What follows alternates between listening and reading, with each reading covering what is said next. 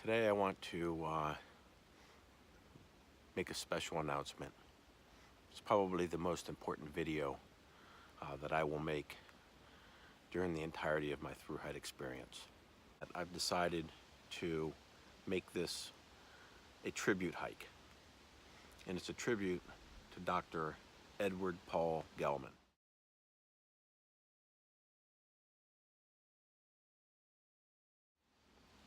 Dr. Gelmann, or as I call him, Dr. G, is currently the Deputy Director of Clinical Research at Columbia University.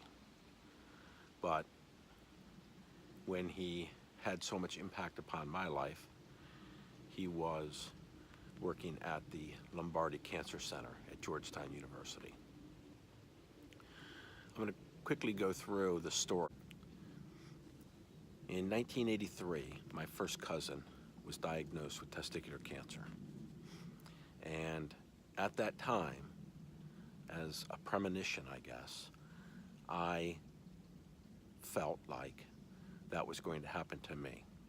So in 1990, I was attending the CIA's operational certification course.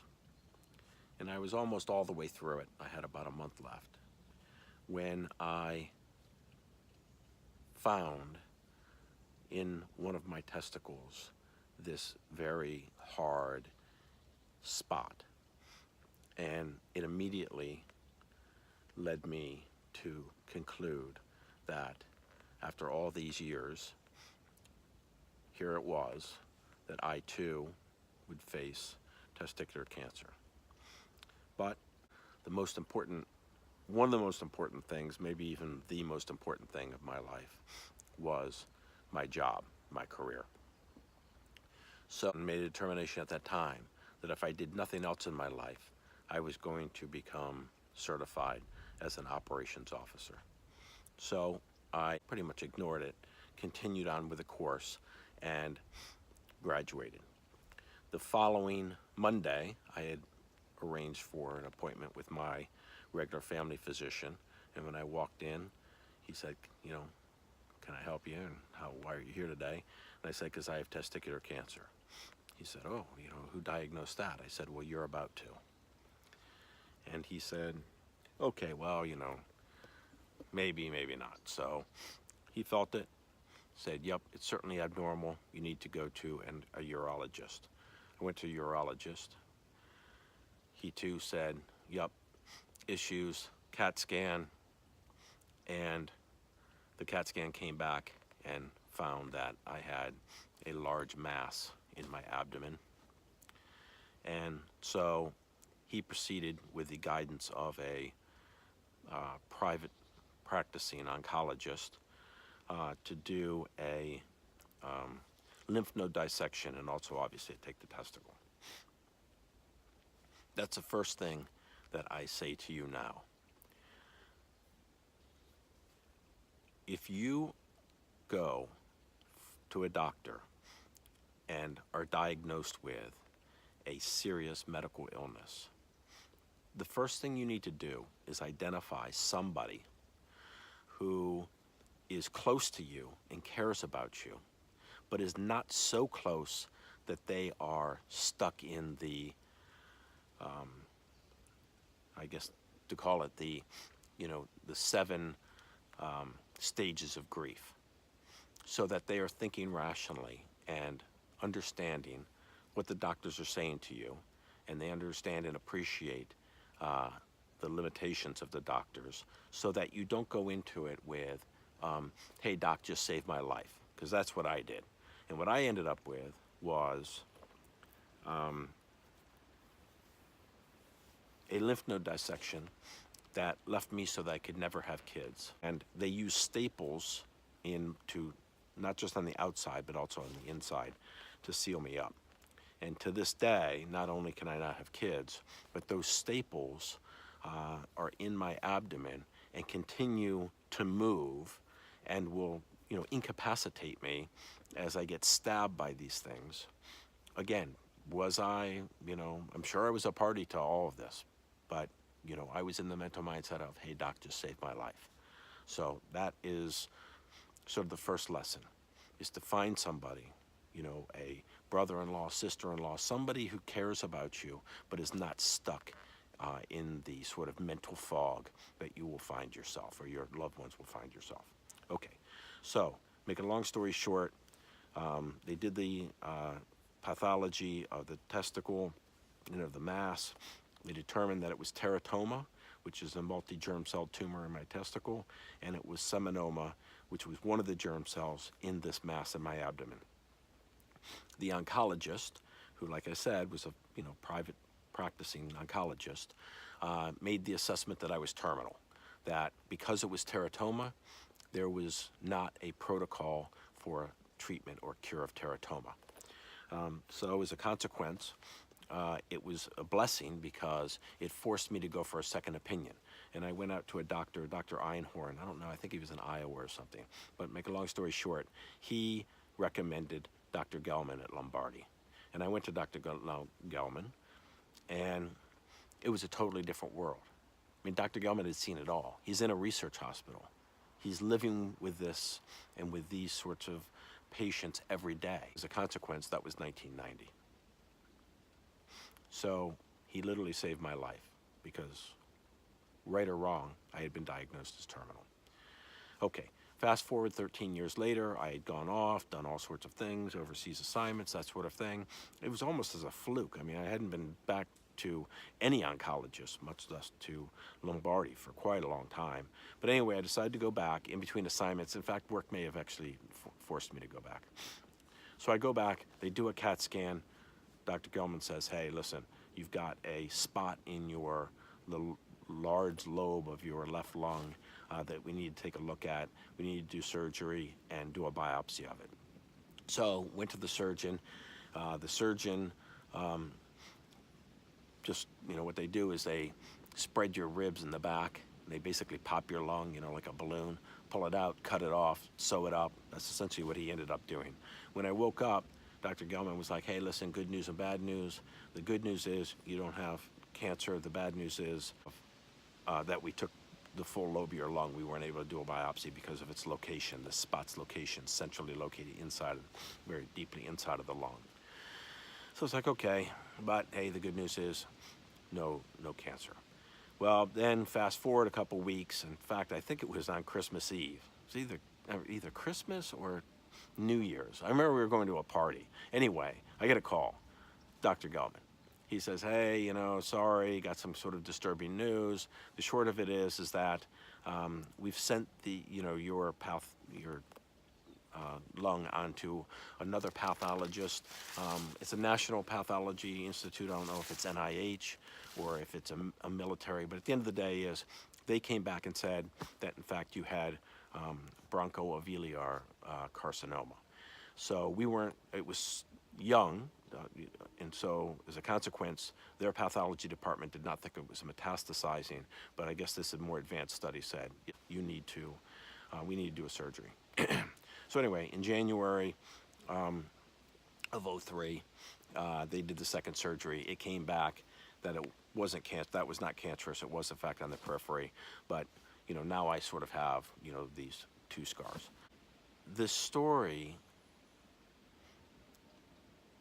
that's so important to me, and hopefully will not ever need to be important to you, but maybe, is that when you're diagnosed with something that's potentially terminal, go to a specialist, go to a research facility. These individuals have seen so much and have access to sort of the research studies and all of those sorts of things that you are best in their hands. And if you can't actually go to a place like Lombardi, St. Jude's, Columbia, Sloan Kettering, Johns Hopkins, have that one of those research institutes or facilities serve as a second opinion for your practicing physician, so that you're getting the latest care and potentially have access to research studies. As I said, my first cousin had testicular cancer in '83. They essentially killed him, the doctors did. They gave him the same drugs that I had, but they didn't know what a protocol should look like. So as a consequence, they gave it to him for a year, and he ended up getting drug-induced leukemia and died of the leukemia, not of the testicular cancer. I had the same drugs for 9 weeks and was completely cured. So I did the same thing. There were drugs that I took during my time that had not been approved completely. And so as a consequence, I too took the risk of potentially doing harm to myself to further the studies and research for the next generation coming on. And let me tell you something. I don't want to make this political, but I'm telling you right now, what I saw at Lombardi was I saw a lot of fantastic US doctors and foreign doctors. And when I asked why we had all these foreign doctors in the United States at these research facilities doing their studies there, it was because we had the money. And as we, as a nation, come to a point in which we're trying to determine about whether to have a national healthcare system or any version thereof, whether it's what we have now or some single-payer system, I'm telling you, the one reality that I believe is indisputable is that we will have to make a decision about whether we provide everyone primary care and research for advanced care. And you look at the studies now, and what you will find is the amount of money that is available for advanced care research is less than it was 5 years ago, or 10 years ago, or even 15 years ago. And part of the reason for that is because the priority is on primary care. But the guys, we're blessed because most of our cancers, there's been a lot of research done, and most of them have a higher survival rate. But a lot of the cancers that our mothers and sisters and wives are subjected to, that are glandular in nature and that sort of thing, are much less, I can't say well researched, but they're much more challenging. And as a consequence, the survival rates tend to be lower. And I have had friends very close to me die, and very close to me be diagnosed with these cancers. And we need to make sure that we continue charitable contributions to add and aid what money is also out there that is being invested in this research. So that's what led me to want to make this not just a tribute to Dr. Gelmann, who literally saved my life and has made from 1990 to today possible, and this hike possible, but also that to encourage people for charitable contributions, particularly now for these advanced medical research into cancers and into other diseases as well. But for this, got to keep it focused on cancers. And I'm going to talk about some of the people in my life who have suffered from and even died from cancers. But I need to talk to them first and talk to their families first. So what I ask of you right now, what I ask of you is to watch my videos and to subscribe, because the way YouTube deals with monetizing the channel is a certain number of views and that sort of thing. So the more I can get, the more we can monetize this channel. And I promise you, every single dollar of it is going towards cancer research. I haven't decided yet about whether to support Lombardi, whether to support Columbia. My wife and my personal charitable organization that we fund is St. Jude's. I will further announce that. But right now, we need to get the number of views and the number of subscribers up so that when we monetize this, we can funnel money to cancer research. I've also set up a Patreon account. I'm not really going to emphasize it. It's Thru-hiking with scars. They all are going to be the same. But let us deal with, right now, my passion in saying thank you to Dr. Gelmann for all that he's done for me in my family, making my life possible, letting me pursue my dreams because of his sacrifice and his commitment to helping us, helping me and so many others. And just like I said to myself when I was going through the farm, if that was the last thing that I did, I was proud of the life that I lived. And if this, as a tribute, secondary to the hike, is the last thing that I do, is to say thank you, I will be happy. So I'll come back. We'll talk about the charitable organization. In the meantime, please spread the word about the channel, like it, view it, subscribe, and I do truly appreciate you. Scars out.